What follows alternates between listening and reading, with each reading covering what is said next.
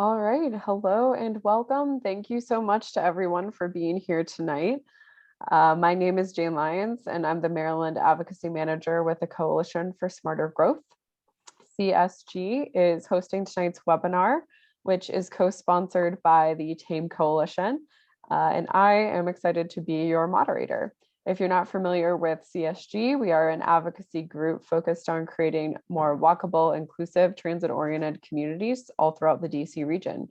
And you will learn more about our co-sponsor, the TAME Coalition, later on tonight. So myself and our esteemed guests will discuss highways tonight and why we are saying no to new highways and highway expansions, and yes to transit, biking, walking, and smart growth. So to start, I want to make sure that we're all speaking the same language. So what do we mean when we say highway? When we say highways, transportation professionals usually mean something different from a neighborhood road or a street. Highways are major roadways that usually involve 2 or more driving lanes in each direction and are built to move a high volume of cars very quickly. Many smart growth and transit advocates still support new neighborhood roads or streets, especially in cases where they help improve street connectivity.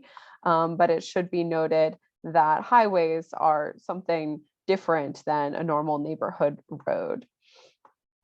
So tonight we're going to focus primarily on new highways in Montgomery County, Maryland, as examples, but this is an issue that touches every state across the country. And our speakers tonight will talk about why new highways and highway expansions, no matter where they are, can be hugely detrimental to racial equity and social justice, to climate, and to the environment. I'll also add that it's already difficult in the United States to maintain its existing highway and roadway system. So adding more to that load is not necessarily the best fiscally financial responsible thing to do. And with all infrastructure, we at CSG want to see a fix it first approach. So one more thing to set the context before I introduce our amazing speakers. Tonight's webinar is part of CSG and our local group, Montgomery for All's All About Thrive series, which is an educational series centered around Montgomery County's new general plan, Thrive 2050. And Thrive is a blueprint for how and where our county will grow over the next 30 years.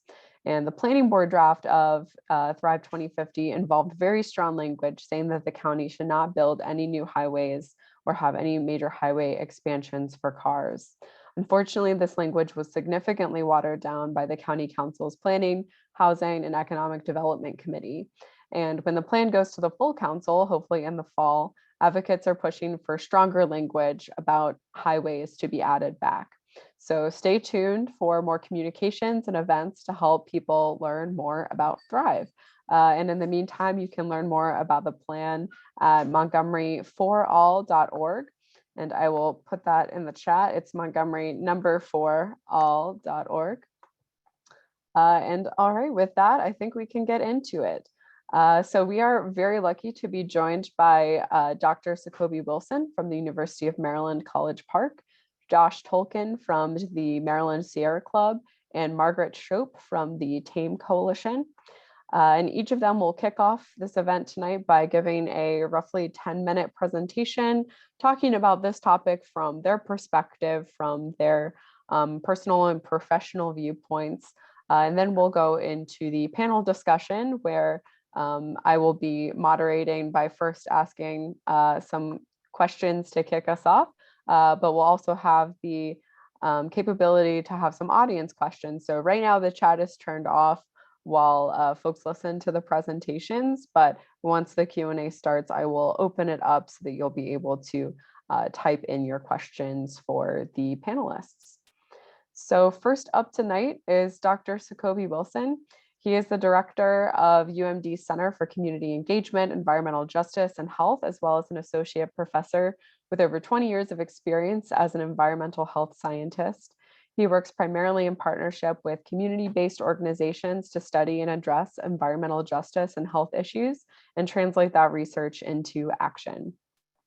So I also want to personally thank Dr. Wilson. The first time that I ever heard the term and engaged with environmental justice was as a freshman at the University of Maryland when I attended a panel that he spoke on. So it's extra special to be able to host him on a panel now to talk about this. So Dr. Wilson, I will hand it over to you. Thank you so much for joining us tonight. Thanks for having me. And I just wanted to get to my slides real quick. Hold on a second. I'm gonna do a share screen. Sounds good. There it is, this one. Okay. So thanks for having me. I'm glad I was able to have an impact on you in your career and your development. So that's really cool. So yeah, so what I'll do real quickly in the 10 minutes, hopefully I won't go through too many slides, but talk about, this from the issue of sort of transportation, environmental justice, environmental racism. And again, with the University of Maryland, as just stated, hopefully everyone knows that environmental justice, the fair treatment for meaningful involvement of all people, regardless of race, ethnicity, et cetera, as relates to the development of environmental rules and regulations.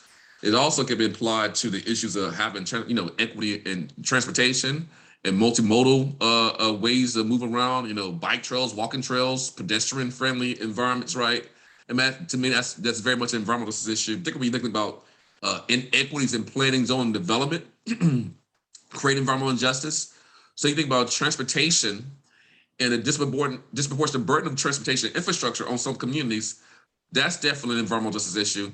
And then when you connect the dots with fossil fuels, right? If you think about this whole, the EJ, different burden of hazards, right? Well, one hazard or one land use can be highways and byways. And I'll talk about that. So we talk about environmental racism as the intentional siting and placement of these hazards, of these land uses and communities of color, right? And you see that with the history of transportation in the US. We can go back to think about racial residential segregation. We talk about Jim Crow, and Jim Crow in the past, we got Jim Crow today. You got suburbanization movement in many ways was a driver of environmental injustice, right? The National Housing Defense Act, and also the current renewal movements or revitalization efforts, or even some of the ways to make these pedestrian friendly communities, which I think is a good thing, but then it can also be exclusive to certain groups and not engage other groups who may have been left behind by the suburbanization movement. So you think about suburban sprawl and redlining, and y'all know about redlining. Some neighborhoods were colored red because they had more people color, disinvestment, divestment, not having infrastructure right, and then they had a loss of grocery stores and other types of resources. So redlining and segregation has been a major impact on inequality in this country, creating wealth inequality. And then you have the National Highway Defense Act of 1956. The fact that many federal funded highways were built on purpose through Black and brown communities. You actually look at the record. Basically said, we're gonna get rid of these people, okay? And then you have gentrification that's happening today. So all these processes are drivers of environmental injustice. In many ways, it speaks to how racism, isms, and privilege are again embedded in how we zone, plan, and develop, and whose voices are heard and whose voices are not heard. So you think about federal housing issues, right? You have the National Housing Act. So again, think about the role of FHA saying, what neighborhoods were loan worthy? Oh, again, too many people color. We don't like y'all. We're being racist. You're not loan worthy. I mean, that's basically what happened, y'all. So you think about this FHA policies hasten the decay of older urban neighborhoods. So what happens in the past is the reason why some of the neighborhoods are the way to look today. We have some of our urban areas and a lot of the big cities are falling apart. That's not by accident. It's called planning. That's one of my colleagues, Dr. Carlton Ellie, who was a planner. He said, Sacoby, it's called planning, not accident. Okay. So favorite single family dwelling homes, didn't give a lot of loans, right, for repair. So all this really undermined, the infrastructure, right? Look at the urban sprawl after World War II. Who was able to benefit from the GI Bill? Folks coming back from, fighting the war. Some people, because of race, were able to benefit, some weren't able to. So a lot of these post-war suburban developments really disproportionately benefited our white resident citizens who fought in the war and their families, and not folks of color. Okay, so again, you get this redlining again, and then this led to a lot of urban flight, white flight, and that talks about the infrastructure again that follows white residents that follow to the suburban areas. Now, getting back to this point about the Federal Highway Act of 1956. So 41,000 miles of interstate highways were built. But again, basically we paved over, not we, because I wasn't born at the time, I would have never agreed to the decision, but they, I'm gonna say the day was the time in power, paved over Black and brown communities across the country. Durham, Charlotte, Tulsa, LA. You can go on and on. Name a city where a part of the town looks like it's dying, the small business are dying, like the people can't cross the highways at 4 8-lane highways.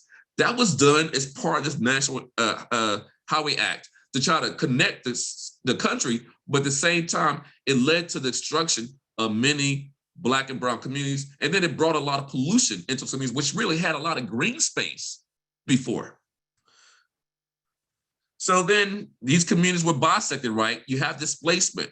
You have a lot of noise and air pollution. So you have traffic-related air pollution is a huge issue. So you think about transportation injustice, transportation racism, transportation inequities. What you're doing is we're using communities to host our highways and byways. And when we leave them, we don't leave anything good. We leave combustion byproducts like NO2, SO2, NOx and SOx, right? Knock on the door, pull your socks up, okay? You leave a particular amount of dust in the air, okay? I'll talk more about that if I run out of time. Cut me off if I go too long. So I'm getting excited right now. But this is what happens in communities that are dealing with these pollution issues, right? So, and then again, who's disproportionately impacted, okay? Dr. Bullard talks about freeways physically isolate residents from their institutions and businesses. They displace thriving businesses, contribute to urban sprawl, lead to infrastructure decline, create traffic gridlock, and subject residents to accidents, spills, explosions, okay? Then you have Minnie Fuller Love's book, Root Shock. Think about the shock of your community having a highway built through it and what it does to the mental health, the viability, the fabric of that community. It destroys it. So particular matter, dust in the air, get deep into your lungs, causes asthma attacks, heart disease causes stroke, increases your blood pressure. These are some of the health effects: cancer, infant mortality, birth defects, low birth weight babies, and also impacts your life expectancy. Black carbon, all the trucks and buses, mass transit buses that burn diesel, combustion byproducts, black carbon, some of the same effects. Short-term exposure to diesel exhaust impacts the coordination, concentration, and focus. So I like to say, you'll put America first, folks, if you'll put your kids first. We got kids riding smokestacks in school, expecting them to learn, right? This is a big issue too. Air pollution affects you across your whole life course. Air pollution is an EJ issue. Cumulative impacts of air pollution is an EJ issue. And what are the major sources of air pollution in this country? Traffic, highways, byways, freeways, side roads, all these different roads. I can't remember all the roads. Y'all know the roads. Think about it in our region. We got 95, 195, 2, 3. I know we have one. Y'all know all the 95s. They got too many 95s. Let's keep moving. So then redlining. Think about climate change and heat issues. Because you have so many highways and byways, asphalt and concrete, albedo effect. These cities are warmer because you have no green space. You don't have any lungs in your neighborhoods because you don't have enough trees. You don't have enough tree canopy. So that's an impact, right? One community we worked in Charleston, goods movement. A lot of highways and byways around our ports, like in Baltimore.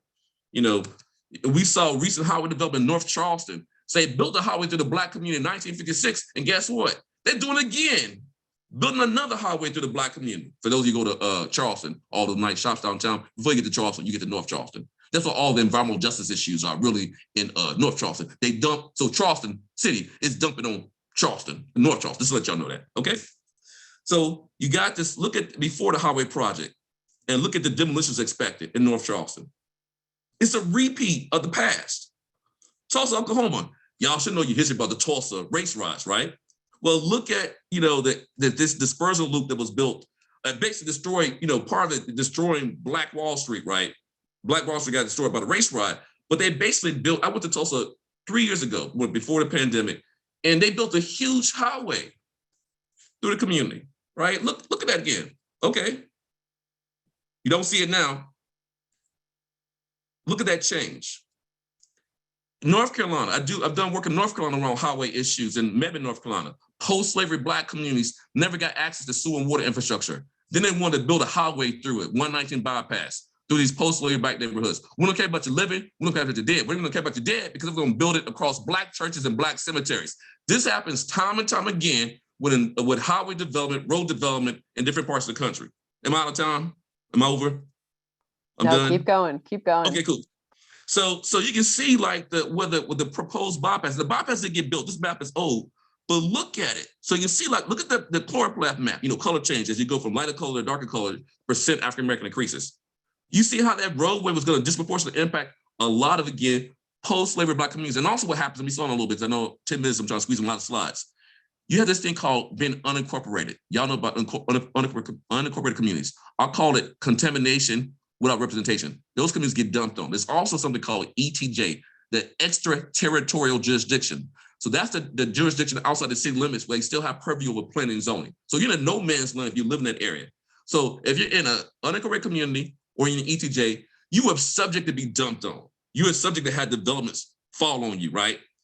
So Washington, D.C., you have examples of widening the Capital Beltway, right? And displacement of homes and businesses, okay?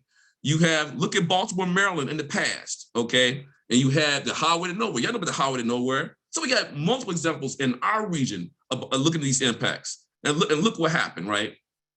Look what happened. So 85% of these folks were African-Americans were displaced from their homes, okay? This is urban renewal, which is really urban removal. We don't need more highways. We need other types of vehicles, mass transit, electrification, et cetera, that we get highways out of the way and basically do like what Europe is doing, right? As a solution.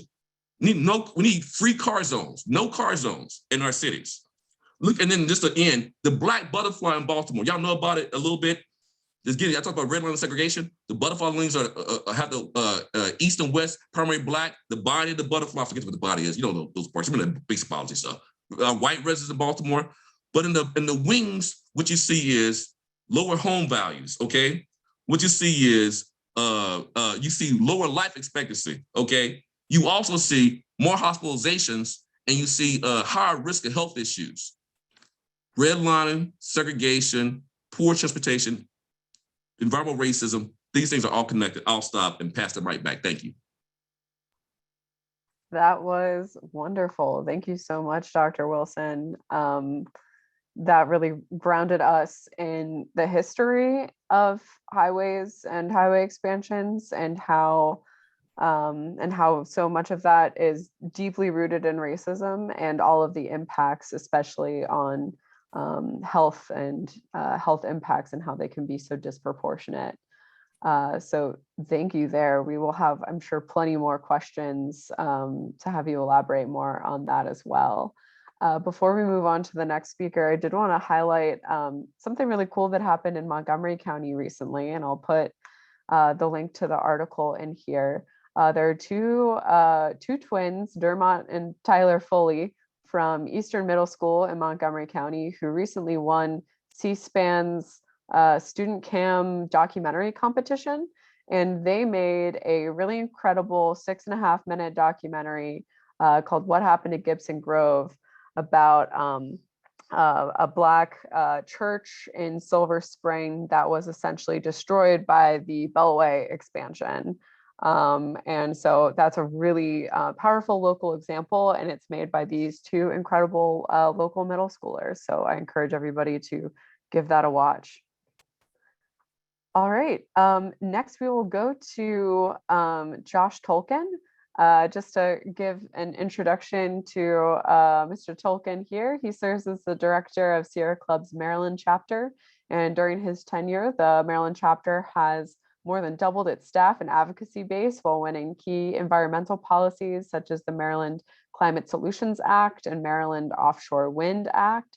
Prior to joining the Sierra Club, Josh worked at Chesapeake Climate Action Network, Jewish Funds for Justice, and the Energy Action Coalition.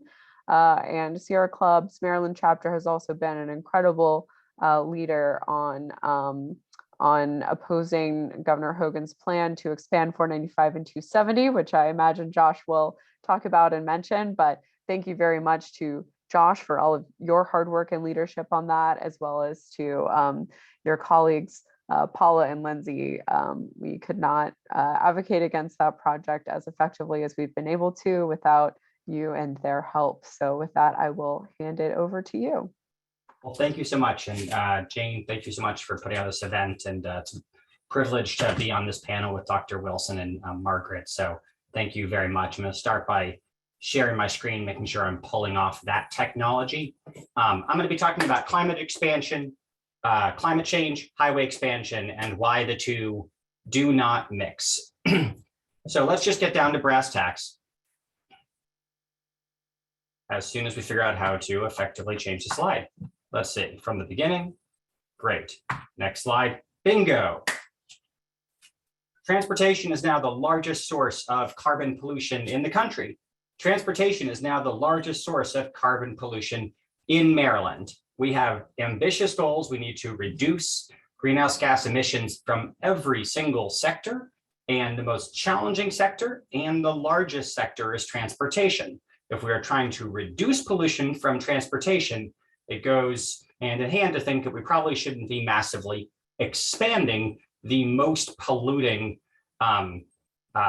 source of transportation, essentially enabling infrastructure, which are our highways. So let's talk about what this actually looks like.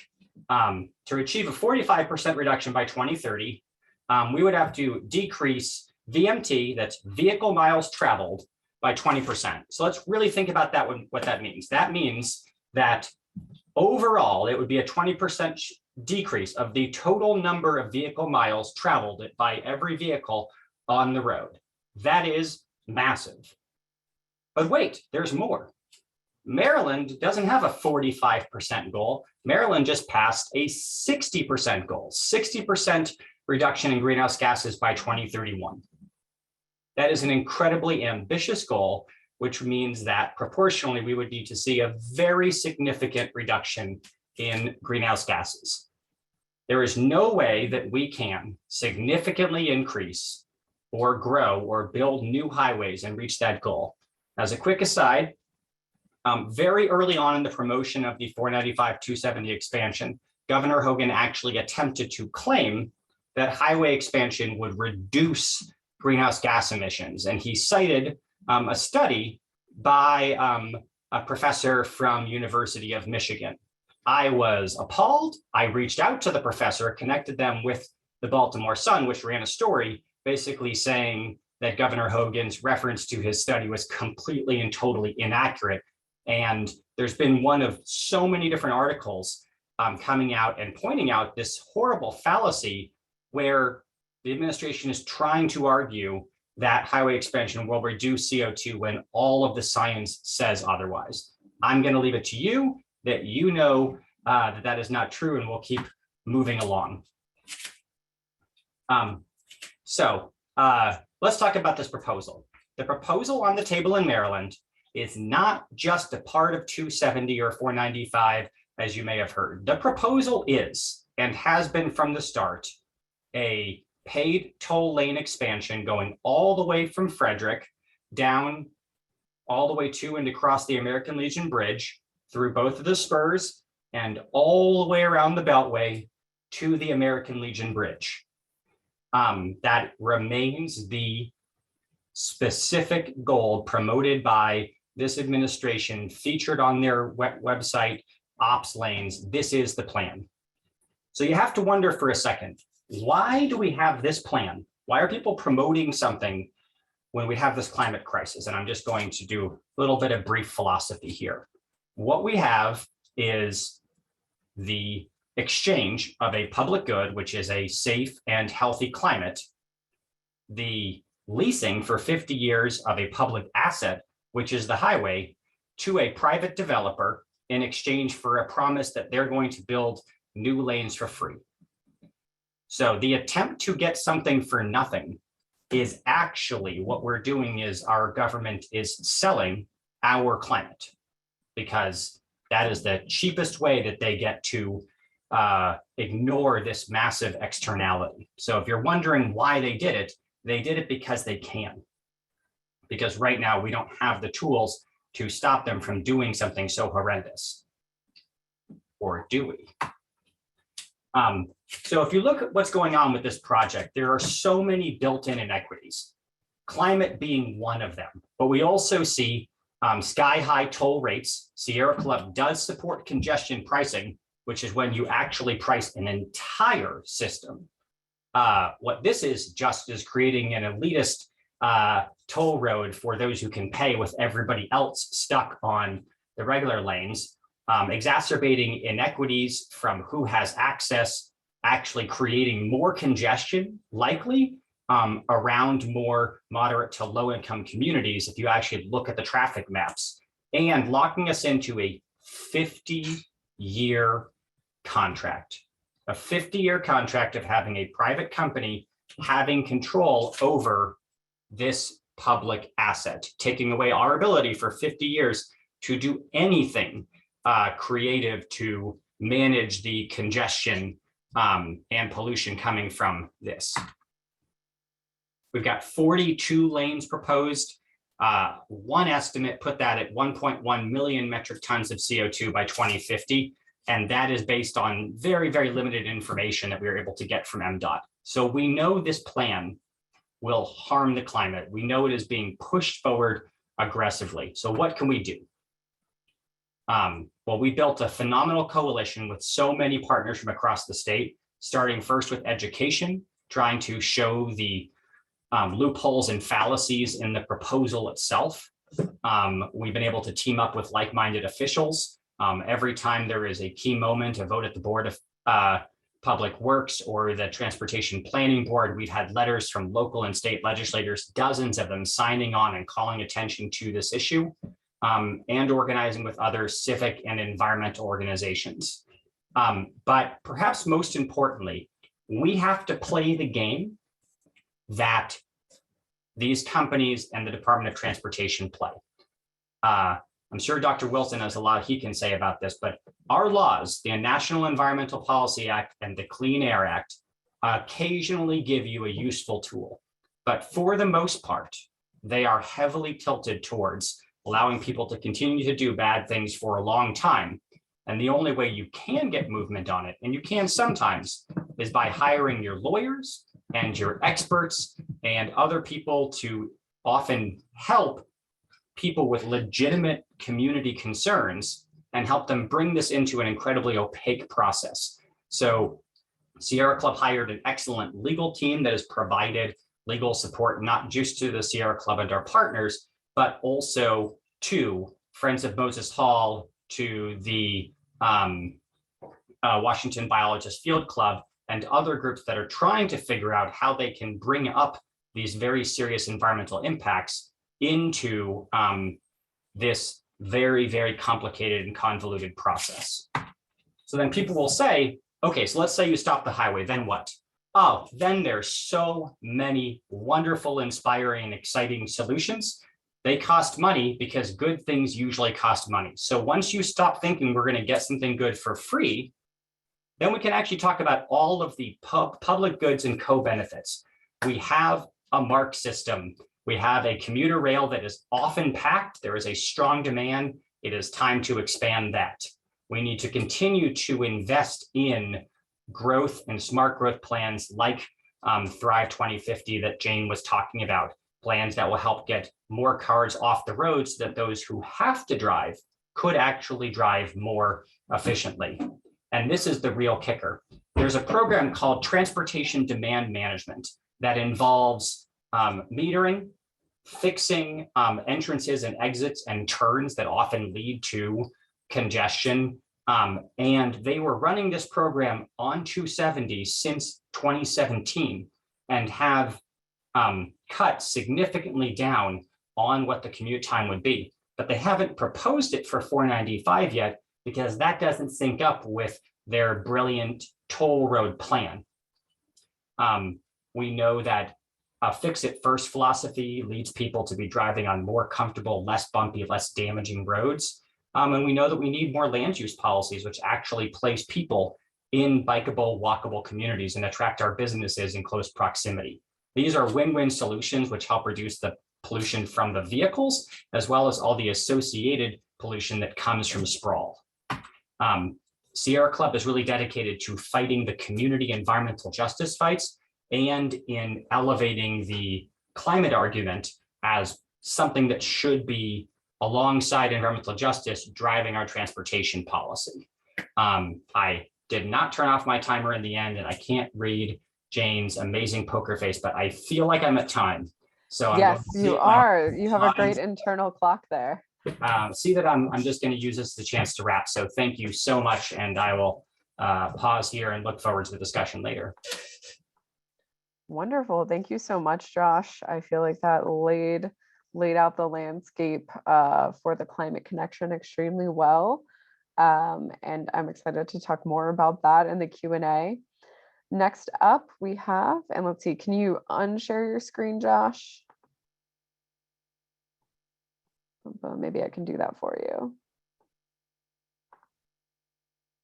No, I don't. There we go. Okay, thank you, Josh. All right, next up, we have Margaret Shope, who is the organizer of the TAME Coalition, which stands for Transit Alternatives to Mid-County Highway Extended. And that highway is frequently known as M83. Margaret is originally from the great state of Kansas, but has lived in Montgomery County now for many years. And for much of that time, she has been advocating to stop the construction of M83 and to expand transit in the Up County.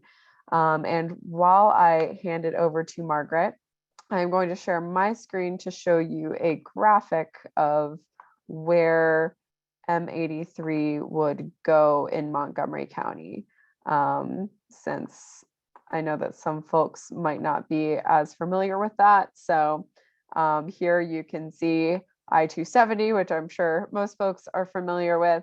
We have Gaithersburg and Germantown. So this is upper 270. And this is the preferred alternative for that highway that was selected by the Montgomery County Planning Board, I believe. Correct me if I'm wrong, Margaret. And you can see the yellow line here is where it is proposed that that highway would go. Anything else that I should mention about this map, Margaret, before I stop sharing my screen? You nailed it. You did great. Thank you. Thank you. In that case, I will hand it over to you. All right. Well, I want to thank Jane. I also want to thank the Coalition for Smarter Growth for organizing this, and for all of you who have come tonight. I want to tell you a little bit about my involvement. I joined the No M83 Highway group in 2000 when I came to live and work at Dayspring Church Farm in Germantown. I want to tell you a little bit about that because it's along the alignment of M83. Dayspring is a 206-acre property adjacent to the proposed M83 highway. And on our land, we have 3 ponds, 100 acres of mature forests and wetlands, a creek officially named Dayspring, 80 acres of meadows with walking paths, and over 20 buildings. Dayspring is known around the world by all faiths and is used by all faiths for its silent retreat center, for its conference center, its Earth Ministry Center.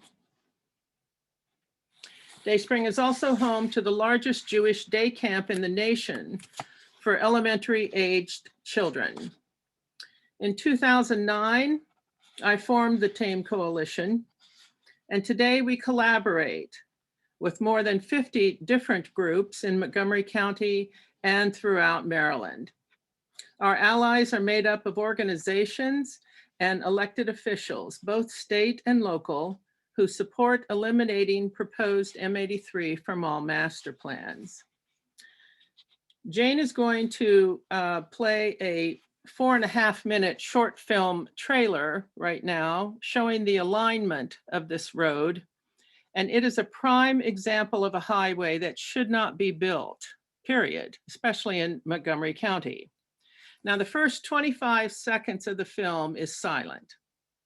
And after that, the audio comes on. So just enjoy that silence and watch the photos. And here we go, Jane. All right. I will try to set that up. So just give me a moment there.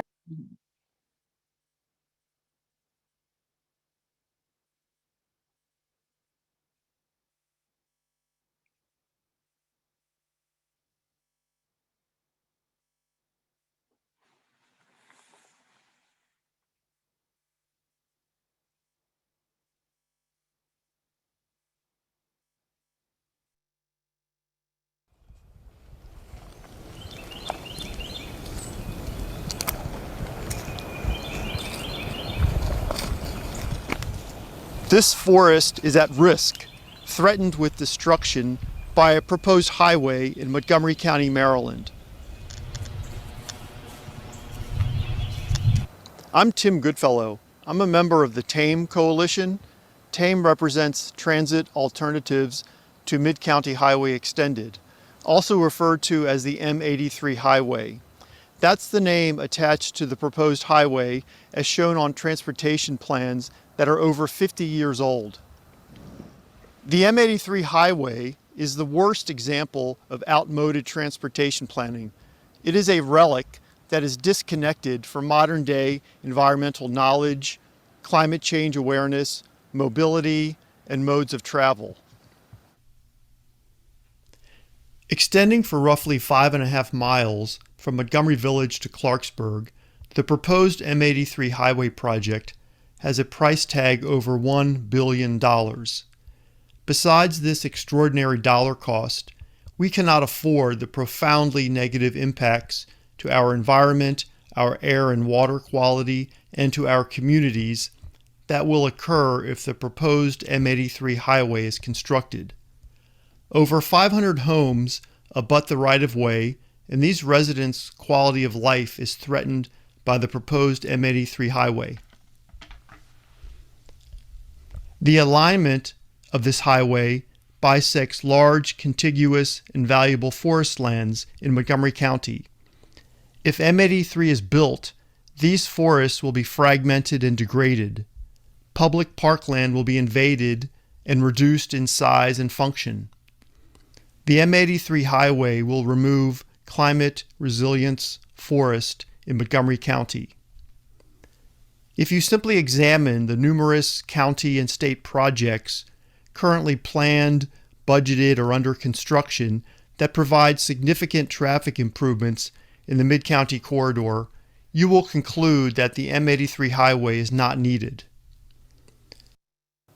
Join us on a journey as we showcase the natural resources, the wildlife habitat, and landscape features that will be destroyed and lost forever if the M83 highway is constructed. The Montgomery County Council has adopted policies to ensure high quality of life for all residents. That includes clean air, clean water, and intact, healthy ecosystems. We support the County Council's commitments to its residents. And that means we must cancel the M83 highway and to remove it from the Master Plan of Highways and Transitways. Check out these reports on the TAME website for a detailed analysis and critique of this severely flawed and damaging highway, and you'll agree that its construction is not warranted and that Montgomery County should remove M83 from the Master Plan of Highways and Transitways.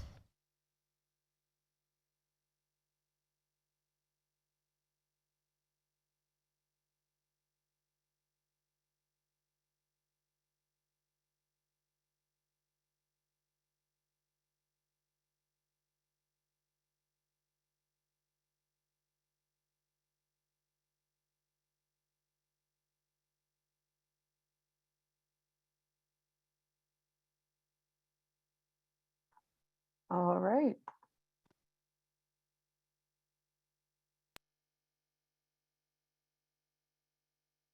You have to unmute yourself, Margaret.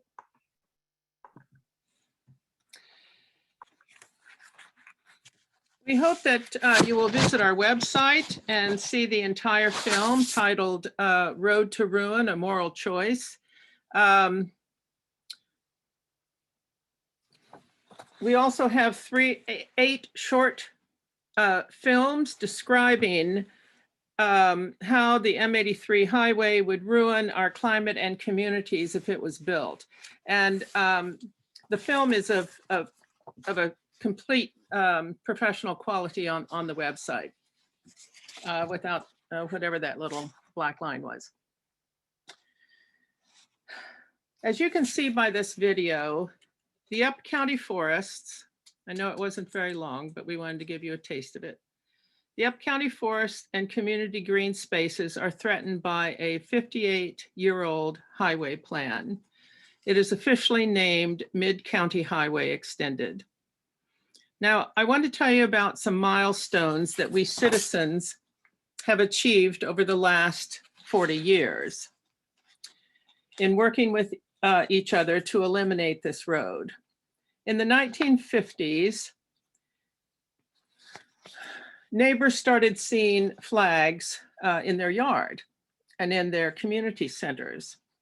And they started a large grassroots network, rallying volunteers all along the 5.5-mile right-of-way from Montgomery Village to Clarksburg to oppose building the M83 through their neighborhoods. This vigil to remove the highway of all master plans continues to this day.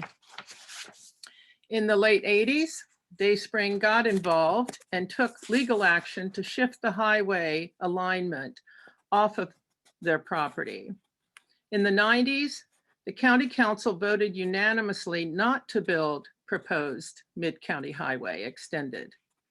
And in the last 4 elections since 2010, a question has been listed on activists groups' scorecards asking candidates whether or not they would build M83 highway. In 2015, TAME started working with the Coalition for Smarter Growth, and they published a report that you saw the title of, The Case for Canceling Mid-County Highway Extended. They addressed the county's DOT's 7 goals for up-county transportation. And CSG concluded that the M83 highway was not warranted, that viable transit alternatives and transit-oriented development was the solution. And their final recommendation was to remove M83 highway from all master plans. A year later, 2016, TAME Coalition published another report titled The Environmental and Economic Case for Removing Mid-County Highway Extended. In it are 8 separate reports that demonstrate essential flaws of this proposed highway. And the biggest ones are the analysis done by the Georgetown Law Institute for Public Representation and the Parks and Planning Parks staff. The following year in 2017, 2 things happened that are highlighted here. A 3rd report was published on, we published it on the best transportation improvements for Mid-County corridor. That report cites EPA's concerns with the disproportionate effects the highway would have on low-income and/or minority populations. McDOT's transit study that happened that year also showed that we do not have to build Mid-County Highway, that their own study clearly showed that bus rapid transit on 355 from Gaithersburg to Clarksburg was the lowest cost and would meet all 7 of their goals for purpose and need. And finally, at the end of the year in 2017, the County Council issued a resolution prohibiting the use of M83 in future master plans. We see this as a victory for transit alternatives to the road. The resolution prohibits decision makers from using proposed M83 in all future master plans. Now, the highway is still currently in 5 master plans: Upper Rock Creek, Shady Grove, Montgomery Village, Germantown, and Clarksburg. The dates which they included a line on paper representing Mid-County Highway spans 30 years, from 1964 in Germantown to 1994 in Clarksburg. TAME Coalition is part of the movement to stop highway expansion and to increase and finish the bus rapid transit master plan, which was approved by the council 10 years ago. This and other transit alternatives, like all-day MARC service, will reduce the need for more highways, like proposed M83 and like proposed Hogan Toll Lane Highway. because more people will use transit when it becomes reliable. The no new highways policy that we want to reinstate does not trade one highway for another highway. The way to cancel a highway project is to permanently remove it from all master plans, not just cancel the building of it, permanently remove it. This is what we are petitioning the county again this year, to remove M83 from all master plans. In fighting to eliminate proposed Mid-County Highway, Tame Coalition and our allies are up against an iron triangle who want to build this highway. This triangle is comprised of some politicians in the county, key members of permanent government staff, and the private highway lobby, Suburban Maryland Transportation Alliance, whose business is all about building new highway projects. So as a citizen advocacy group, the Tame Coalition must continue to voice the facts and tell the truth about this flawed and damaged proposed highway project, and also about the obstacles we face to reinstate the no new highways policy into Thrive 2050. Our privileged daily lives cannot support one more day of expanding impervious surfaces for highways.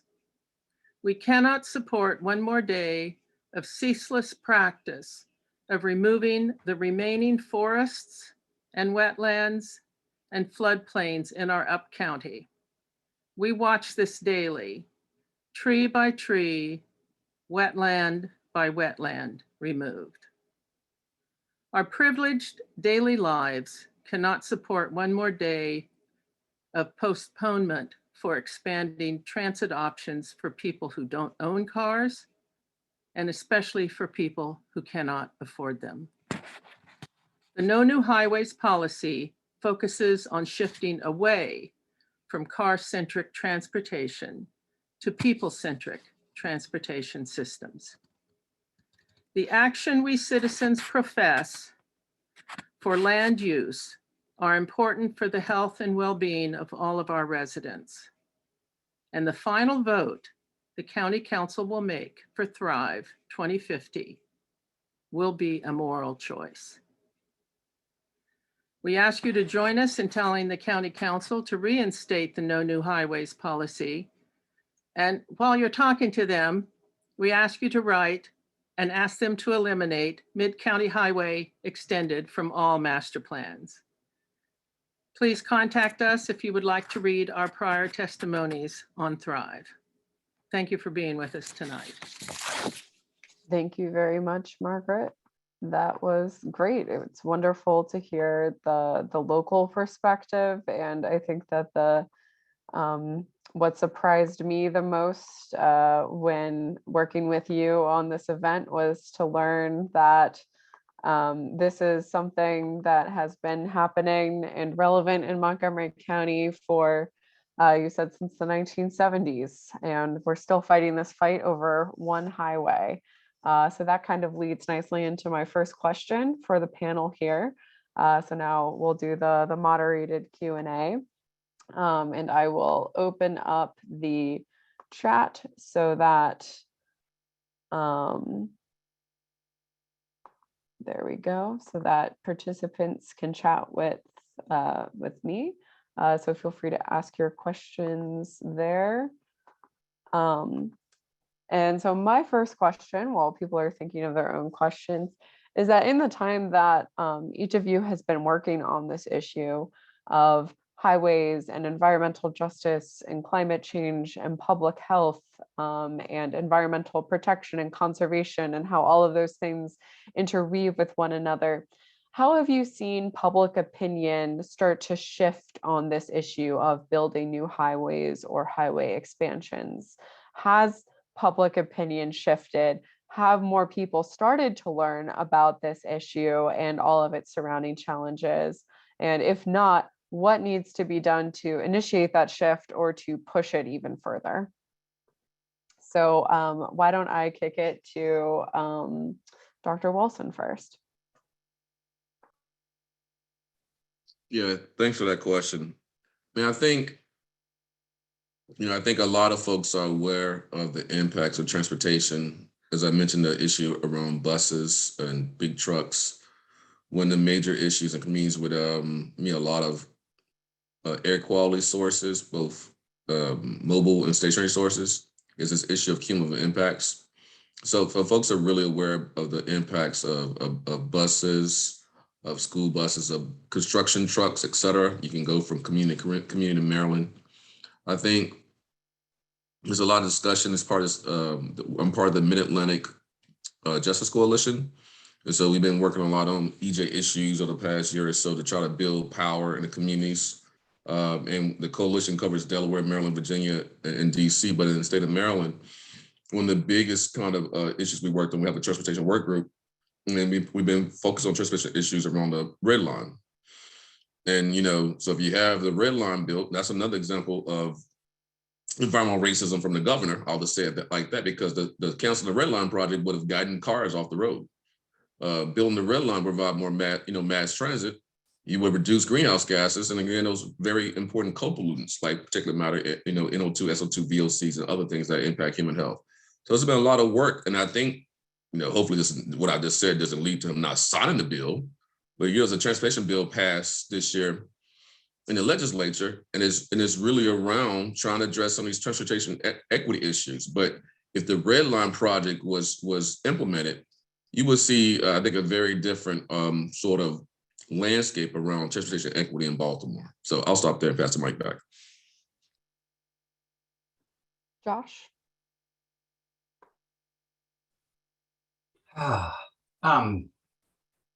I've been doing broadly environmental work for about 20 years and transportation work for about 10 years. And I have to say, I'm not sure if I'm seeing a major shift in broader public awareness. I know that we've had a good, strong fight against this highway, spurred by both skepticism that will help people and the offensiveness of the way the tolls were rolled out.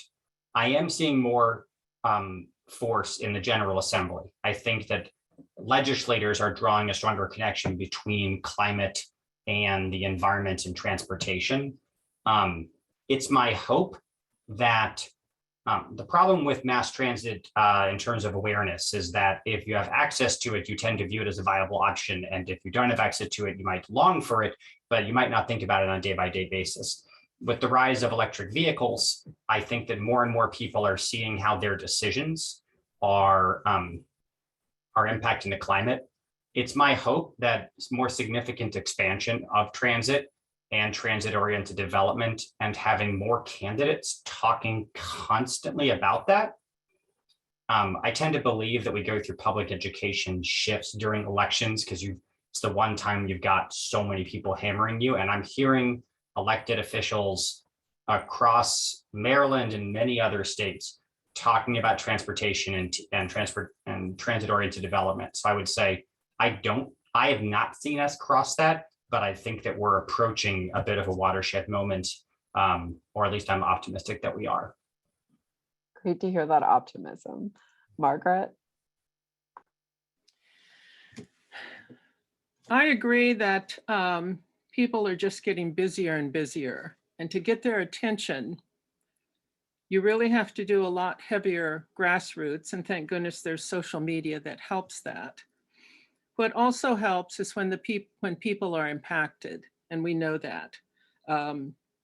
Along this a fight to keep M83 out, when we go to neighbors' doors and say, you see that your beautiful trees in the back, this is where the road is. And it's hard to believe until you show them a picture. It's the same way that I watch the highway, the 270 being debated, and the people that will be impacted are moved to get involved. And then you always have your diehard activists like everyone that's here. and they will be a part of it as well. But it is another movement that I think is stirring all of us, and it's the next generation. To see them talk, even high schoolers, so articulately, understanding the value, not wanting to have children because of the fear. If that doesn't put fear in us and wake us up, nothing is going to. And I think we need many more youth in the public's eye to get our attention, because until something more drastic happens than is, we just remain in our daily living. Absolutely. That was one of the reasons I was so excited to see that documentary from the Eastern Middle School students get more young people involved. And I know that Sunrise Movement has also in different places and different chapters around the country taken up highway expansion as an issue. But yes, I think you're absolutely right about that. We need more educational events, and hopefully this event is one of the ways that folks are learning more about how, even if this doesn't mean that a highway would be built right next door to where you live, that it still impacts your health and the climate and your friends and neighbors. So this next question is also for all of the panelists, and I think maybe we'll snake it back. So we'll start with you, Margaret. A lot of people have the perception that electric vehicles will solve all of our transportation greenhouse gas emission problems, and that we don't necessarily need to have any major shifts in the way that we get around, because electric vehicles will be able to take care of that for us. What problems would still remain in society, not even necessarily just with climate change, but what problems would still remain even if we achieved complete electric vehicle adoption? Electric vehicles are still car-centric transportation. They most, in my understanding, or my limited understanding, is also operated by lithium batteries. And I believe that has, over time, is going to have, we're going to have another health problem with that. Electric vehicles means that we have not gone to people-centric, where we can say, yes, more than one can get into an electric vehicle, but still, we're not talking about the heat emergency zones that are affected when we have more impervious surface. We're not talking about reducing and eliminating highway expansion when we talk about the electric vehicle. It is good to move that way, but we must move towards less highways, and we can still have electric vehicles on the roads we have. This isn't a conversation about taking roads away. This is at the moment a conversation about not expanding more roads, using the roads we have more wisely, keeping them maintained, which we're very much behind, even in this county, all over the nation is. So that's my small contribution here.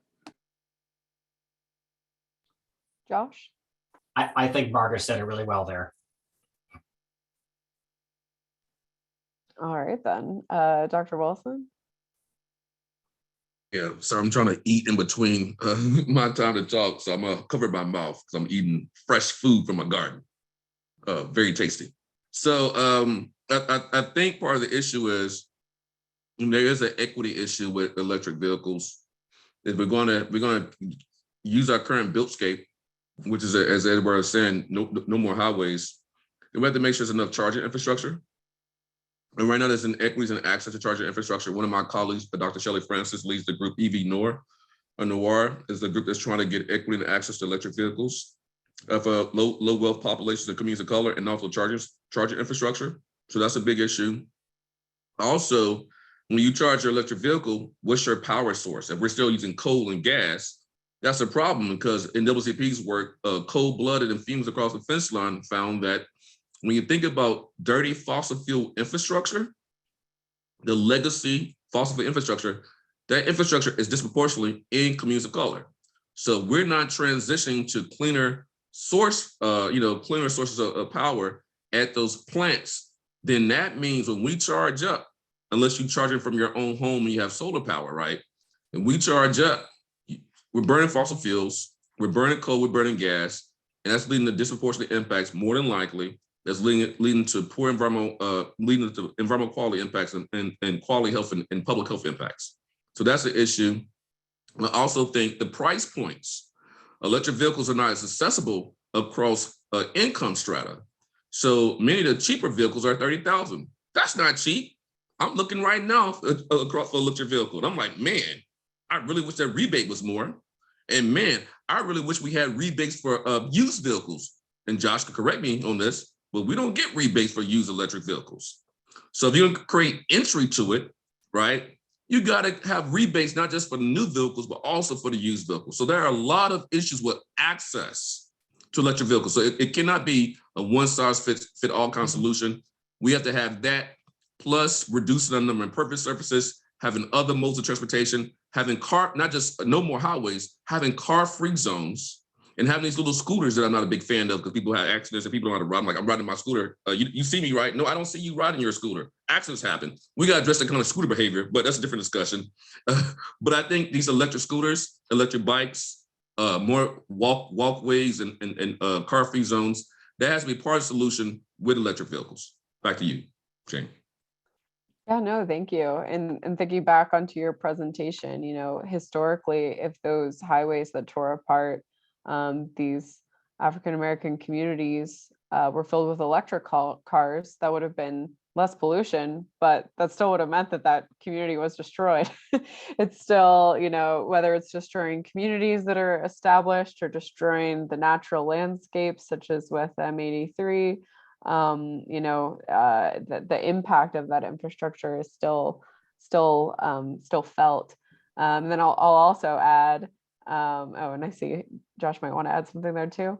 I'll also add, it won't necessarily solve traffic. I think that maybe some of the panelists made that point, but want to hit that one home that I've seen a lot of great sort of like memes going around the internet of a picture of a super congested highway and another picture of a super congested highway, and one's in the world of gas-powered vehicles and then the others in the world of electric vehicles. We still have traffic, and traffic is not something that, any of us want to see. Governor Hogan would have you believe that we are pro-traffic activists, but that is certainly not the case. We want people to be able to get where they want to go quickly and have low commute times, especially because low commute times are one of the biggest indicators of social mobility and escaping poverty. So nobody wants anyone to have to sit on 270 for an hour just to get to their job. And an electric vehicle wouldn't necessarily solve that problem. So thanks for allowing me to join in with that question as well. My next question is for Josh and Sacoby. I'll start with you, Josh. And also, if you want to add anything to the last question before I ask this question. Oh, go ahead. I'll weave it in if I want to. Okay. Sorry about that. No so what does the federal landscape on these issues look like? President Biden has talked about his major climate and equity agenda. And of course, there was the infrastructure bill that passed. So how do highways play into that? We'll start with you, Josh. Well, let's talk about the infrastructure package first. Compared to many previous infrastructure packages and compared to many previous presidents, more of the infrastructure money will be steered towards environmentally sensitive, climate-friendly projects. There will be a requirement to be talking about what the climate impact will be. He has required that new projects have a climate aspect on NEPA. That being said, a lot of that money can still go towards highways, and it will be at state discretion as to whether it goes to highway repair or highway expansion. So the ultimate environmental impact of that policy is going to be determined by how states seek to take advantage. 90% of that infrastructure money is going out the door to states and municipalities. So it's going to be very important for activists in states, Sierra Club, CSG, everybody, to both advocate for and watchdog how our administrations are attempting to use that money. Are they applying for the transit grants? Are they trying to somehow finagle to use this money for funding the toll road? There's a lot of really positive opportunities, but I am nervous about the amount of money that is now going to be out there in a variety of loans and grants. And it is not against the rules in the way the law was written for a lot of that money to go to highway expansion. So I think, in a sense, it is better than it could have been, but it's not what we needed. We needed something that was far more specific about either fix it first for the roadside of work and then focused on transit. So I think it's going to require a lot of diligence. And just while I have the stage, I will say I wasn't going to make another comment about electric vehicles until you were speaking, and it reminded me that we've heard some elected officials suggest that we're going to be adopting electric vehicles so quickly that it will all but eliminate the pollution coming from these roads. And I just wanted to say, as an incredibly enthusiastic EV advocate who wants to get people to use EVs and is very interested and concerned about a lot of the equity issues that Dr. Wilson and others have brought up, I want to be honest with you, we are way behind on our electric vehicle deployment. So if anybody tries to sell you that somehow we're going to get instantaneously up to enough electric vehicles that our highways aren't going to be polluting, well, I'd love to figure out what their plan is to get a man to the moon. The point is, like, unfortunately, I'm going to try really hard, but that's not the path that we're on. And we need to be looking at highway expansion facilitating the internal combustion engine until we have a real compelling tight plan to be making that transition to electric vehicles for everybody. Yeah, I'll chime in real quick. Again, cover my mouth. That's lots of salad. So I think great points by just spoke by Josh. So I think when you think about the infrastructure bill, and let me go back a little bit. So the Biden administration, I have to give them credit. I critique, but also give them credit. I'm gonna give credit and critique, doing that or not critique and credit. But that doesn't make sense. So you got executive orders 14008. You got executive orders 13995, 13990, and 13985. 2 are on climate change and 2 are on racial equity. The reason I mentioned the racial equity ones, I think it's really, really important when we talk about addressing these issues, as you heard me say earlier, inequities, embedded racism and privilege, inequities in zoning plan development are a big problem when it comes to infrastructure, and including transportation infrastructure. So having to focus on racial equity, hopefully not just, hopefully it's actually integrated into a lot of the strategic planning across all the federal agencies, and particularly the Department of Transportation. That would be helpful. Now, the Executive Order 14008 is an executive order as we move from dirty energy economy to a clean energy economy. 40% of those benefits should go to disadvantaged communities. That's known as the Justice 40 initiative. So all the federal agencies is a whole of government approach. All the federal agencies are supposed to have a Justice 40 strategic plan. And so that would be really helpful if it's implemented the right way in addressing some of the issues that we're talking about. I do think in the infrastructure bill, Josh mentioned that I think there's monies in for mass transit. There's also, I think, monies in for maintenance, and you can correct me, highways and bridges. There's also money there for electrification. So I think there's some really good opportunities to have a positive impact on transportation equity, also in building climate resilient infrastructure, and also addressing environmental justice as a larger issue and climate injustices. So, but I do think on the critique side, when it comes to the climate and economic screening tool that's been developed by the Council for Equality, CEQ, that tool, as it stands right now, the beta version does not include race. As you saw in my slides, a lot of environmental injustice is driven by environmental racism. You cannot address infrastructure disparities, whether it be housing, food, Wi-Fi, mass transit, electrification disparities, whatever it is, without looking at historic and contemporary racism. So that's my critique, and I'll pass the mic back, Jane. Thank you. My next question is for Margaret. What advice would you give to other people who are concerned about new highways or highway expansion plans in their community? And the master plans that you mentioned that M83 still exists in might be some of the communities that folks on this call live in. So what advice would you have for them if they're concerned about either M83 or folks from other places around the region who are concerned about what they see happening with transportation policy? Don't give up. Begin immediately. Call any of us to help you get started. It seems like it's a big ocean out there, but each person that has ever done this as a citizen or as someone who's paid began the same place. And you are not alone. You need to start learning how the county works, who the people are. Politicians come and go with elections. Staff remains. Policy remains. And with social media now, you can just find out a lot of information and just start asking questions, and don't be discouraged, because you will be discouraged.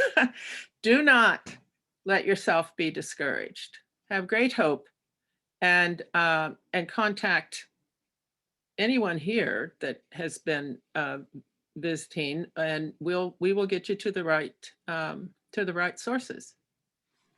That was great. That was going to make me emotional just to listen to. Thank you, Margaret. And then this is the last question that I have for the full panel. So folks, please put your questions in the chat. Or I mean, I can keep going with more and more questions, but I would love to give the people who are listening the opportunity to ask theirs. So my last question for now is a pretty broad and open-ended one. So please feel free to answer this however you see fit. What do we have to gain from a world without new highways or highway expansions? Obviously we're saying no to something, but what are we saying yes to when we say no to highways and highway expansions? Who wants to take that one first? I'll go first. Feeling a bit inspired by Margaret. When I think about saying no to highway expansion, I think about what we're saying yes to. We have one model of growth in this country: big giant highways intersecting and bisecting communities and bringing people farther out into sprawl. And we have this competing model of communities that are bikeable and walkable, community design that connects people. I imagine instead of all of this time that Governor Hogan's been figuring about this, I'm excited about them figuring out how I can have a safe and healthy way to walk my daughter the less than 1 mile to her school, which currently takes us across two of the busiest, most unsafe intersections, Piney Branch and New Hampshire and University in my community. The ability for our children to walk to school and connect with their neighbors and feel safe and comfortable, and the type of community and cultural exchange that comes from that.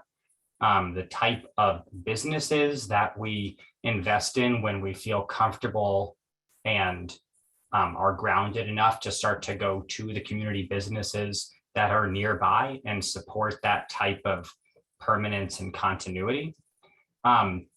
And I believe that there's a lot of other environmental benefits that I want to talk about, but the dense transit-oriented development allows for a lot of innovative approaches, from housing on top of libraries and metros to integrated food design and kitchens. There's just so much creativity that is going on when we're thinking about what our sort of modern, connected, bikeable, walkable community can look like. As somebody who lives about 5 houses away from a future Purple Line stop, I can say that I've made what I thought was maybe a 3-4 year advanced investment. It's turned into like maybe a 6 or 8 year advanced investment. But my family got really excited about the prospect of being part of a community that was investing in that type of connectivity. So I see the alternative as both environmental, but also really community-oriented approach to how people live and how people travel. Wonderful. Yeah, I'll chime in real quick. I think, one of the things about environmental justice as a social movement, we say no to stuff, but we're saying we're for justice, justice, justice, right? Housing justice, economic justice, social justice, public health justice, environmental justice, energy justice, transportation justice, food, you can name it, right?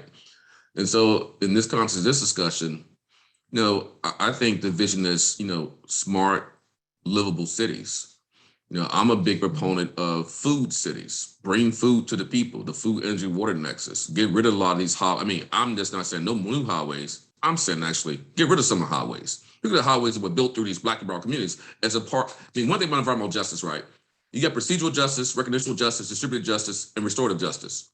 Now, I like to say I would like to have restorative justice, restore people to what they had before. But the problem is because of built-in racism, I don't think they want to go back to what they were before when the highway was built, unless they were like Hayti and Durham or Black Wall Street in Tulsa or Harlem. Because some folks were being dumped on and dealing with a lot of stuff before. So we talk about build back better. We need to build back better, and build back better, betterer.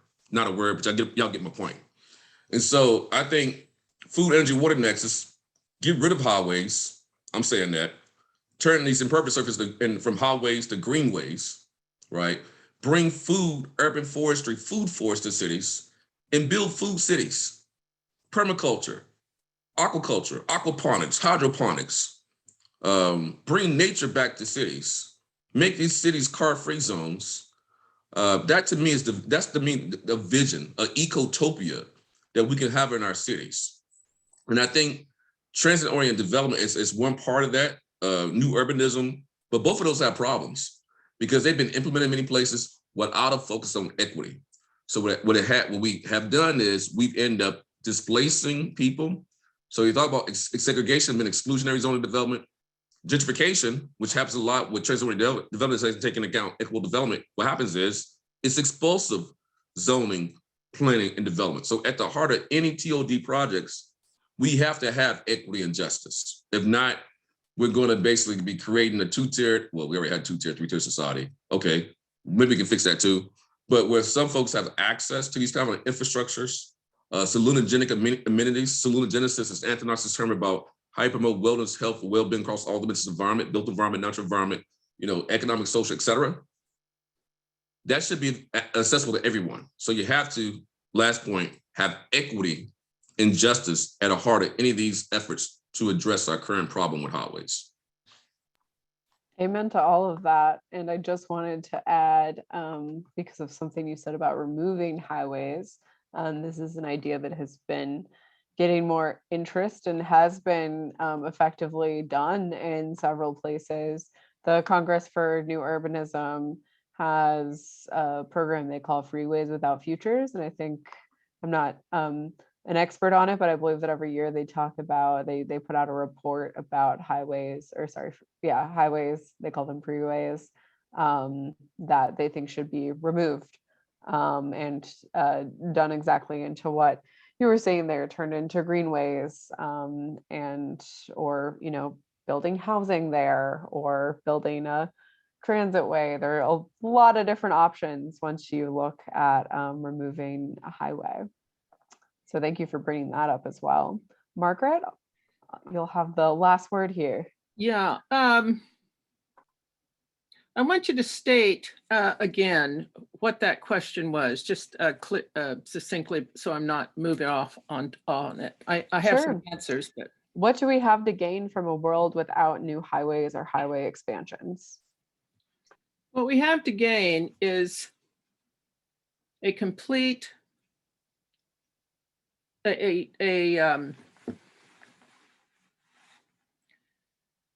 I'm going to be bold to say a congestion-free transportation system with transit. The money is stopping the issue around money stops government from moving from highways and making that true tipping point change to transit alternatives, where many of the countries in Europe have done this successfully. It doesn't mean we will not have our privileges. We are so used to doing what we want and where we want. I mean, I love doing it. I love getting in a vehicle and going immediately and not having to wait for a bus. But if they were there more often, we really would change our mindset. When I watched Bloem Park be destroyed in Gaithersburg to be what is called restored, and they changed the stream meandering. They took down, and we counted the trees, 100, they had the trees numbered on a map, and there was 106 trees, and they not identified each one, and some of them were champion trees. They knocked that baby out in a couple months. They changed everything in 2 months. The companies came in and destroyed an entire stream and park area. We have been trying to get transit and bus rapid transit for 10 years, and we have been pushing up the hill, and we will continue to do that, all of us that want this. It should not be taking that long. There's an issue of changing the landscape and moving to things far beyond electric single occupancy vehicles. And it is a very hard change to make, and it changes industry. And it changes things much bigger than just us common folks. But that's really what we have to gain. And it is as freeing as we have it now. But trying to move it is the hardest thing. And we see it in the up county, where road development, everything stops to squeeze. And we've watched this for 40 years. I've watched it for 22 years. Squeeze every road development down for what? So that M83 can be built. That's not just a fantasy or a conspiracy theory. That's what's happening with why there can't be easy congestion relief up county. That leads into a question that we got from Tina Slater. Could you comment on the prospect of getting government to take a current lane that is a general purpose lane and converting it to a bus only lane, as they have done in many places across the country, but including in our Montgomery County's neighboring jurisdiction in DC. We have a few sort of rudimentary dedicated bus lanes in Montgomery County. We're hoping to see that expanded even further. But maybe this is a good one for Josh to weigh in on, and then maybe Margaret, if you want to add to it in these last few minutes about what are the challenges in actually getting that transit infrastructure built. We know that dedicated bus lanes are what help to make buses actually reliable because they don't get stuck in traffic. And a big part of improving prioritization of buses and the people who ride them. Josh? I can't speak to that. It's something that we are advocating for. So I'm sure that organizationally we believe it's technically feasible, but unfortunately I'm not versed in the details of how that works. totally fine. Margaret, do you want to comment on the challenges there with Maryland 355? I'm also happy to answer those questions since this is a part of a lot of the fights I've been fighting. I'll say something and then I can't wait to hear what you have to say, Jane. I believe it is financially possible, and it doesn't cost as much money. And one of the, I think that's the problem. It just doesn't, it's not profitable. I believe it can be done easily, and I don't say that flippantly, but the difference between that and expanding a highway that seems to be much more quick to talk about and have more airtime is some of the issue. So please enlighten us, Jane. Yeah, no, I think that, and I'll probably close this out here since we only have, I think about 3 minutes left till we hit 8. I think it really comes down to the issue of political will. We've seen this be a really successful policy in a lot of places across the country to convert a general purpose lane to a dedicated bus lane, whether that's having a lane in the median or converting a curb lane. One of the big problems with getting dedicated bus lanes built in Montgomery County is that there hasn't been that political will to convert general purpose lanes. Instead, the county wants to expand the roadways to add the dedicated busway onto there. So Maryland 355, Rockville Pike, for example, part of the reason that project is estimated to cost over $800 million is because they need to acquire all the property to expand the road so that it will be able to fit a dedicated bus lane and the same number of general purpose lanes for cars. And if we want to fight climate change, if we want to get more cars off the road and offer better transit alternatives, then we'll have to do things that are sometimes politically difficult. And so in this election year, I urge everybody to be talking to your elected officials about the kinds of transit alternatives that you want to see happen in your community. What are the difficulties there, and how can you advocate for them to navigate around those difficulties?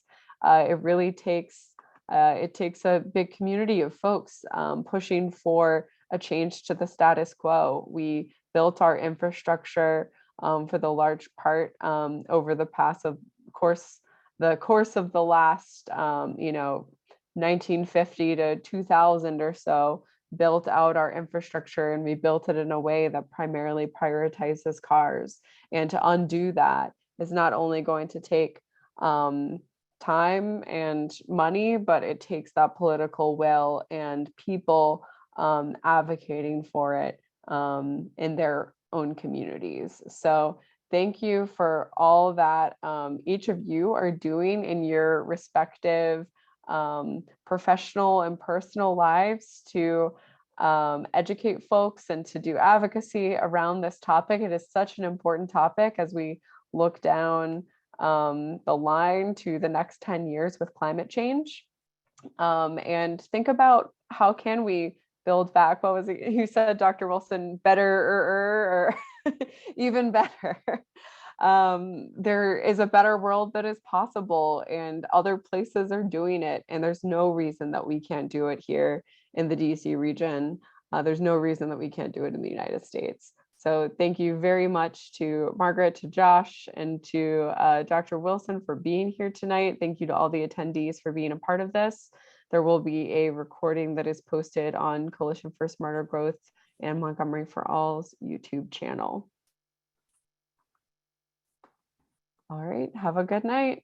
Take care. Thank you so much, Jane, for organizing this and for all of your work. Excellent job. Y'all take care. Thank you. Thank you. Good night. Okay, bye-bye.